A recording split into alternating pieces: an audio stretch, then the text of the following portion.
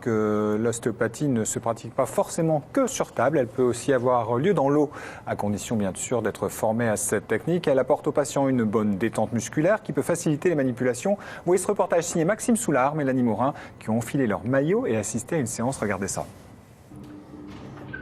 Victime d'un accident de moto l'année dernière, Aurélien s'est luxé l'épaule droite. Après une dizaine de séances de kinésithérapie, son état s'est amélioré, mais aujourd'hui c'est en piscine que l'ostéopathe va le manipuler. Allez-y, montez vers l'avant. Allez-y, donc là c'est l'épaule qui est lésée et on est bloqué là. Aurélien force, l'épaule se lève et les cervicales se penchent vers la droite pour essayer de compenser le mouvement. Il y a une douleur ici Aurélien ou pas sur ce mouvement? Quand je suis ici, mais quand je tire, oui. Au niveau de l'épaule, ça va mieux suite aux séances de kiné. Après, effectivement, j'ai encore des douleurs au niveau cervical. C'est pour ça que je continue avec l'ostéopathie. Vous allez complètement vous laisser aller sur les flotteurs. Inspirez, soufflez. On voit qu'il commence déjà à pencher un petit peu sur la droite. Dans cette eau à 35 degrés, la plupart des muscles se relâchent. Seules les tensions les plus profondes persistent et apparaissent clairement. Et plus ça va, plus l'eau chaude va faire son effet et plus il va tomber sur la droite.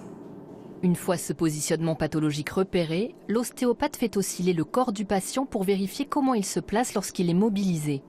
Chez Aurélien, 2 éléments essentiels sont à travailler.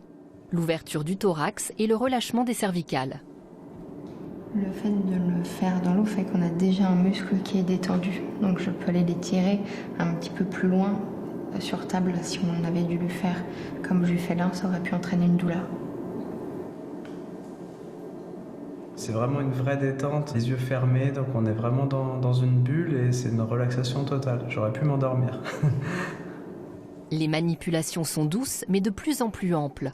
L'ostéopathe les enchaîne pendant 45 minutes pour que le patient retrouve en fin de séance un bon alignement. Là, il est revenu dans l'axe et le bras qui était trop éloigné du corps revient. Donc là, à l'observation, on a un patient qui est plutôt droit. Ça, c'est super. On voyait que tout à l'heure, il compensait, il venait chercher avec les cervicales à compenser pour aller le plus loin possible. Et là, il compense plus avec son rachis cervical. Donc ça, c'est bien. On a gagné un petit peu dans les derniers degrés.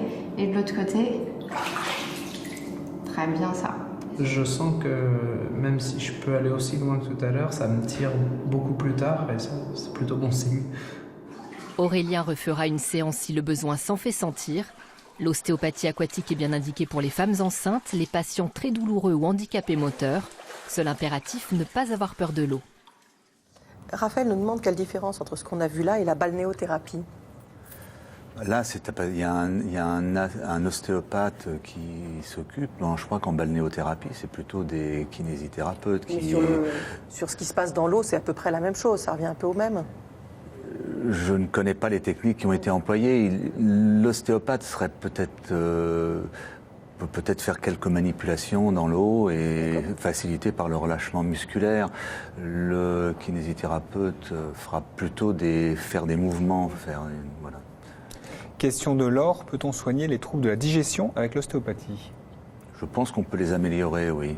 Pas dans tous les cas, hein, ce n'est pas tout trouble digestif, ce n'est pas ostéopathique. Il peut y avoir des intolérances alimentaires, des problèmes de flore intestinale, des choses comme ça.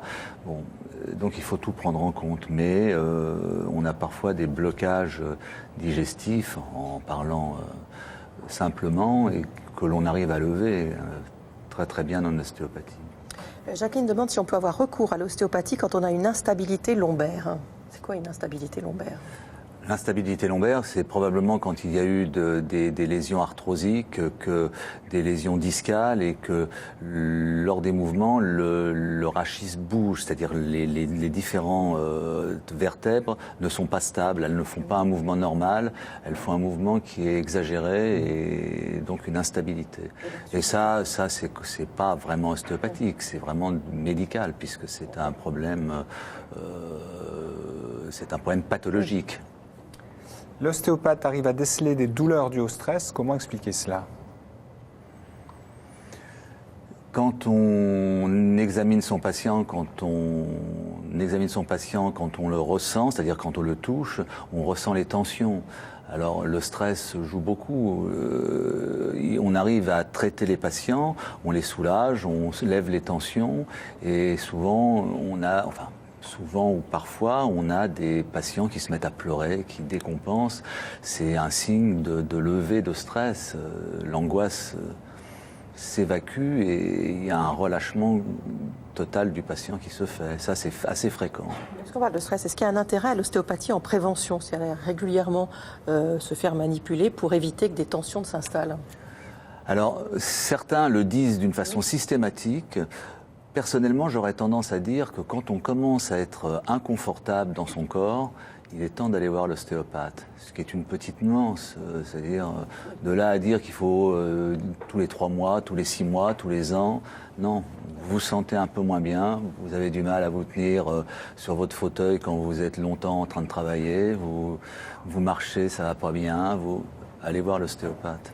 En cas de problème qui reviendrait d'autre chose, vous seriez encline à retourner voir un ostéopathe? Oui, tout à fait, sans problème.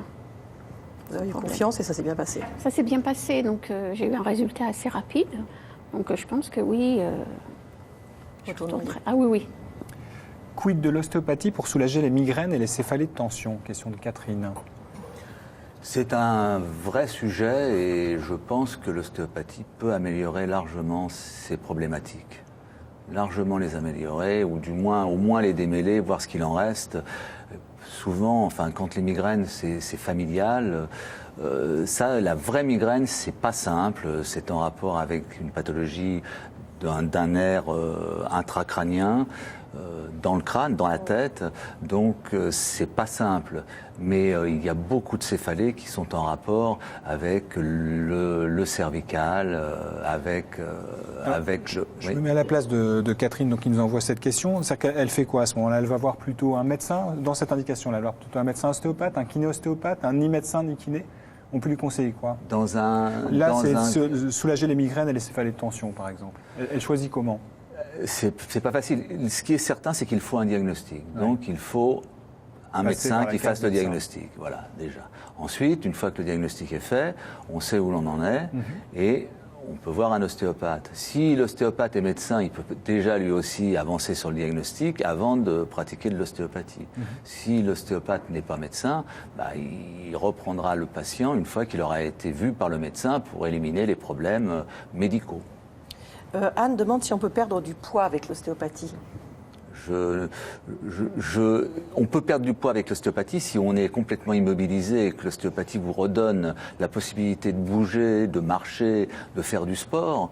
Mais en tant que tel, l'ostéopathie ne va pas vous faire perdre de poids. Enfin, pas à ma connaissance du moins. Question de Christine. Y a-t-il plusieurs types de pratiques en ostéopathie? Il y a énormément de pratiques différentes en ostéopathie. Il y a beaucoup de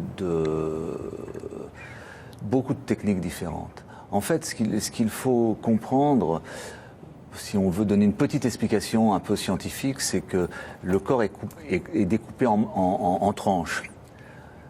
Ce qu'on appelle un métamère.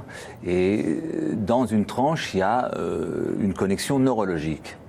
Et quel que soit le niveau où on soigne, on a une efficacité.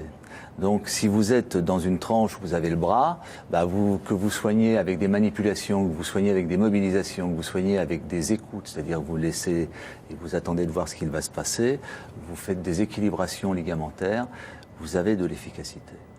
Ensuite, ça dépend des praticiens. Alors justement, on nous demande comment choisir un bon ostéopathe, sur quels critères il faut se baser. Ça, c'est compliqué pour les gens. C'est très compliqué. Il y a 3 catégories d'ostéopathes. Il y a des ostéopathes médecins, il y a des ostéopathes professionnels de santé, il y a des ostéopathes qui ne sont pas professionnels de santé, ni médecins. Le problème, c'est qu'on a actuellement au registre, inscrit aux ARS, c'est-à-dire aux agences régionales de santé, grossièrement 32 000 à 33 000 ostéopathes. Autant vous dire qu'il y a des ostéopathes qui ont fait leurs études ou qui ont commencé avant 2002. Les décrets sont sortis seulement en 2007 et il y a eu une modification en 2014. Le niveau est complètement disparate Et bon, il faut faire peut-être le bouche à oreille. Demander éventuellement son pharmacien, conseil, il peut y avoir une adresse dans le quartier. Il faut, voilà. Merci beaucoup d'être venu. Merci. Merci. Demain, dans le Docteur, on répondra à vos questions sur les douleurs intimes, les douleurs qui concernent les organes génitaux. Ça touche aussi bien les hommes que les femmes. Vendredi, il sera question des champignons, ce que l'on cueille. On parlera évidemment sécurité. Et puis, l'émission de vendredi étant enregistrée demain matin, on attend ces questions dès à présent. Et puis, sachez encore que ce soir, à 22h45, Michel, dans l'émission Ça ne sortira pas d'ici, va recevoir Gérard Darmon, Harry Habitant et Sophia Aram. C'est à 22h40, c'est bien ça? 22h40 sur France 2. 22h45 sur France 2, voilà. Et puis on se retrouve sur France 5 demain à 13h40. Au revoir. Excellent après-midi, à demain.